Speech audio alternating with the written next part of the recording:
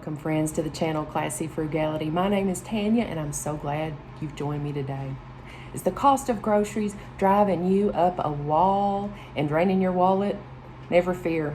Today, we're going to talk about 10 ways to drastically reduce your grocery bill. All right. Number 1, I want you to avoid store loyalty. I actually know somebody who will only go to Food City, will only buy certain brands of products there, and cannot be convinced otherwise. Do not fall into that trap. I want you to compare prices. I want you to look at store flyers, look at websites, look at apps, see what sales are going on in your area in the different stores. I have noticed that a lot of times the same products, spaghetti sauce comes to mind, Hunt's spaghetti sauce. It's one price at my Dollar Tree store, it's one price at Walmart, and it's a totally different price at Kroger. Same exact product, same size product, but just different prices. So I want you to look around. I want you to try to determine what the best deal is for that day and make your list accordingly. Now, when looking to save money, I would never ask you to drive way out of your way just because a store has a better price than a store that's closer to you.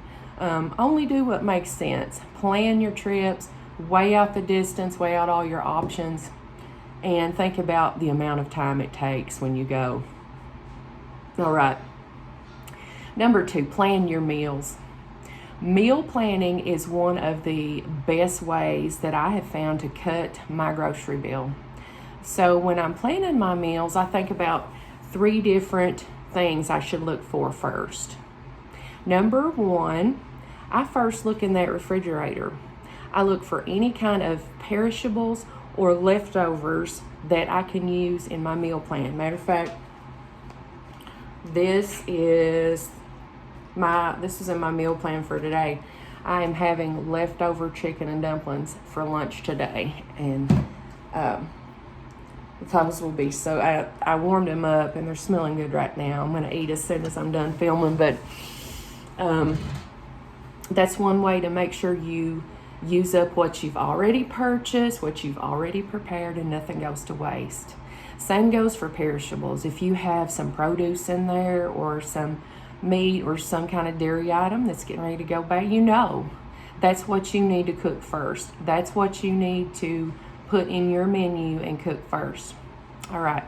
The second place that I look after I've figured out everything that's perishable that needs to be prepared is my pantry. I look in the cabinet and I look in the other pantry that I have in my laundry room and see what can I incorporate in with these perishables to make a meal. What kind of side dishes, because that's usually what's in our pantry. Side items, it'd be those canned goods, those boxes of pasta, those jars of beans. Now, hey, sometimes, more than sometimes, a lot of times, beans, particularly pinto beans, are the main dish for us. So the pantry, that's the second place I look. Finally, after I've already looked and evaluated the situation in the fridge, in the pantry, I look to add items to the list. If I need one minor thing from the grocery store to complete my meal planning for the week, then I'll add that item to my list. Before you know it, you have your meal planning done. You're going to avoid stress. You're going to save time. You're going to save money. You're going to know exactly what your options are when you get home. So that's going to save you from running through that drive-through on your way home from work. All right, number 3, don't buy it just because it's on sale. Real life example from me.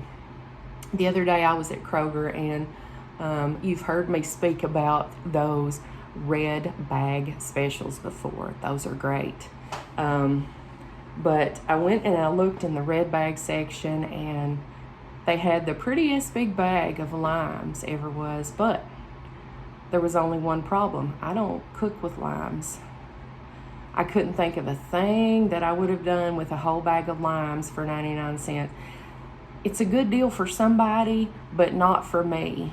So I left those there. So the point is, don't buy it just because it's a good deal, thinking you're going to do something with it, because oftentimes food just gets wasted that way. Those limes would have sat in my fridge and they would have dried up. They would have gone to waste. That would have also been a waste of my money. 99 cents, you might not think that that's a significant amount if it gets wasted, but think of all the other things you could buy for 99 cents. 3 packs of ramen noodle soup. You could buy maybe a can or 2 of vegetables, just all kinds of stuff that you're actually going to eat. All right. Number 4, buy food items that are versatile. And again, for me personally in my household, that probably means a bag of potatoes. To us, nothing is more versatile than a bag of potatoes.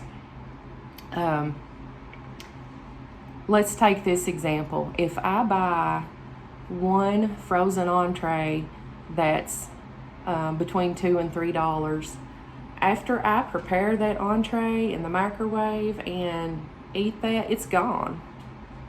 One meal. However, if I buy a bag of potatoes that's between $2 and $3 for a 5-pound bag, because that's about what they range, then I have multiple options. I can fry the potatoes, which is probably my favorite. It's probably not the healthiest, but that's my favorite way of eating potatoes. Fried in an iron skillet. But we can do that. We can eat hash browns out of those. We can make loaded baked potatoes, and that could actually be a main dish right there. Potato soup. We love to make potato soup. We like to put our leftover ham chunks in that. So delicious. You can make you can use potatoes in other dishes too as an ingredient. Like you've seen me make pot pies, different soups and stews. Those are just great additions to those, and they're very filling, and they're just so delicious, and they're cheap. Rice is another good example. As a versatile food, you can prepare it as a savory dish, as I've done before with a meat. You can prepare it as a sweet dish. I like to make rice for breakfast in the morning, white rice. I don't care as much about brown rice, but I do like white rice with a little bit of cinnamon, a little bit of sugar and some butter, and I like to eat that with toast in the mornings. So good. Number 5, freeze and preserve your food items as much as you can. Now, you might not know how to can, you might not even have canning equipment, but when you're able, stick things in the freezer. Let's say you do find some good produce deals in that, for example, the Kroger red bag section. Buy those extra things, put them in the freezer. Let's say you have leftovers and you don't want to eat them the next day. Put that up in the freezer. Don't let anything go to waste. Manage your food waste. That helps save you time and effort and money. All right. I know everybody's heard of this one, and I know you've heard it ad nauseum time and time again, but don't go to that grocery store on an empty stomach. Chances are you will buy stuff you don't need. I try not to ever go to the store on an empty stomach because it just makes everything just looks so much more delicious. And these things I don't normally buy, like bags of donuts or bags of chips, it's things like that. Because I don't buy a whole lot of snacks, but going in there in the store on an empty stomach guarantees that I'll want to buy more than what I came for. So I always try to eat before I go. If I don't get a chance to eat before I go, I at least always have a a granola bar, some hard candies, or like a pack of crackers in my purse. I keep that in my purse all the time. I do that anyway. Sometimes I get like low blood sugar attacks, and I just suddenly, just like that, feel weak. So I need something in my stomach quickly. So I keep that all the time. I also try to always take with me a big cup of ice water from home, no matter where I go. I always have something to drink too. Worst case scenario, if you're unprepared and you do find yourself having to stop at the store on an empty stomach, think about what you can buy right then to stave off that hunger.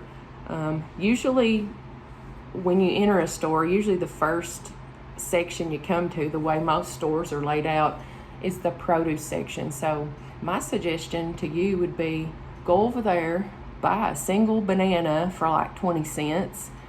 Go up to the front, get you a single bottle of store brand water. Kroger keeps theirs in a cooler up front next to all the name brand sodas and all that stuff. But, that's a very cheap snack option, meal option for you to just get you through the shopping trip to where you're not hungry. All right, number 7, avoid convenience foods. So convenience foods always cost more than foods that you make from scratch. Pre-cut vegetables and fruits, that's the biggest example I can think of. You'll see a tiny little container of watermelon. A lot of times they're like $5. Outrageous. They do this a lot of times with fruit that's not in season, so watch out for that.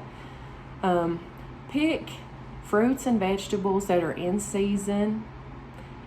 Bring them home in their whole form. Cut, slice, chop, wash, prepare them yourself. It really doesn't take that long. Just set aside some time to where you can do that. Avoid these frozen main dishes. Like sometimes I do get the Salisbury steak and stuff like that, but if you're able to get the whole foods that you prepare and cook yourself, like chicken legs are dirt cheap. I got a pack the other day. It was 99 cents a pound, so I think I ended up with 8 or 10 chicken legs for less than $3. So look for whole foods, stuff that you may have to put just a little bit more effort into to prepare, and avoid those convenience foods, and it can save you money. Number 8, stop buying name brand items. Some people are loyal, just like they're loyal to stores, they're loyal to brands to a fault. I know somebody like that too. There's only certain branded items he will buy, and it costs so much more money, and there's no convincing this person that other items can taste just as good and be cheaper. But I would say there's one exception to this. Kroger does run weekly digital deals, and sometimes you can get items that are name brand that's actually cheaper than the store brand. For example, the other day I bought 5 jars of ragu spaghetti sauce. I think they were $1.29 a container in a glass jar, and that was cheaper than the store brand. It was cheaper than the can of Hunt's, if I remember correctly, and that's usually the cheapest option for like pasta sauce in the store. So that's the only exception. If it's an exceptional deal, then yeah, get the name brand. Unless you just like the store brand better. But by and large, these store brands are just as tasty as the name brands, and a lot of times they come from the same factory. They're just packaged in different packaging, and they're just labeled differently. But they're literally like, especially like with cookies and stuff, a lot of times, a lot of that stuff, baked goods, are from the same factory. Number 9, reconsider your expiration dates. A lot of times when you see a sell-by date on an item, that's all that means. The store won't sell it after that date. That doesn't mean it's bad. That just means, hey, this is the date we're going to stop selling this product. Now, I tend to think about the sell-by dates being safe for things like canned goods, pasta. It's very difficult for pasta to go bad unless it's been somewhere where it's been exposed to bugs or gotten damp or something weird like that happening, which is one of the reasons I like to repackage my pasta when I get home and put it in glass jars where I can seal it. Glass jars that I've recycled from pasta sauce, by the way. So I am definitely, and I would never suggest to you that you eat something to put yourself or your family at risk, but please reconsider those sell-by dates. Certainly there's stuff that's more risky that I wouldn't chance either, like perishables, like dairy or meat, something like that. But these sell-by dates, let's say something expired yesterday,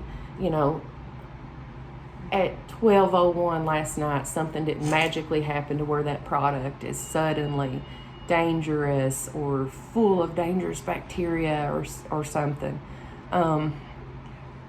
It's usually good for a few more days. So, 2 things: reconsider your expiration dates, but follow your own feelings about food safety in regard to that. All right. Finally, number 10, set certain days to go shopping. So my usual shopping day is a Saturday morning. The other day I did not go shopping on a Saturday morning. I was actually going to plan to go the next day after church because we had another church function Saturday midday, and I'd been cleaning all morning Saturday morning. So I thought, well, I'll just go the next day and I'll plan. However, we decided to stop at Save-A-Lot, which is not my typical store. We decided to stop there on that Saturday after the church function that we had. We were going to get a loaf of bread, or so we thought. We ended up getting some really good meat deals. They were actually good deals. They really were good deals. A pack of steak and a pack of chicken. We got a couple bags of chips. I got not one loaf of bread, but 2 or 3. My husband got some lemon pies. Long story short, that one loaf of bread turned into $25 and something worth of groceries. So those were unplanned purchases, and it had me thrown off because that wasn't my usual shopping trip. So try to focus on a set day or whatever. Try to plan ahead as much as you can. That way you're not stopping willy-nilly off schedule and you're all thrown off and it causes you to spend a bunch of money. All right. Well, I have certainly enjoyed sharing my tips with you today. If you like this video, I'd encourage you to give me a big thumbs up down there in the corner. Hit that subscribe button. And happy shopping and happy money saving. Until I see you again, have a blessed day.